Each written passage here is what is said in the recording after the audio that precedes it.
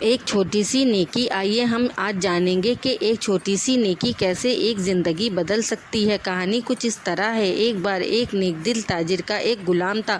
وہ بہت ہی ایماندار تھا اور محنتی تھا۔ ایک دن تاجر نے غلام کو کچھ پیسے دے کر بازار بھیجا تاکہ وہ کچھ سامان خرید لے۔ غلام بازار گیا اور سامان خریدا اور باقی پیسے لے کر واپس آ گیا۔ اس نے راستے میں ایک فقیر کو دیکھا جو بہت دنوں سے بھوکا تھا۔ غلام نے اس پر رحم آ گیا اور اس نے اپنی جیب سے کچھ پیسے نکال کر اس غریب کو کھانا کھلایا۔ جب وہ مالک کے پاس پہنچا تو تاجر نے اس سے پوچھا، کیا تم نے کچھ پیسے واپس لائے ہو؟ غلام نے ایمانداری سے کہا کہ ہاں، میں نے اپنی جیب سے کسی بھوکے کو کھانا کھلایا۔ تاجر بہت خوش ہوا۔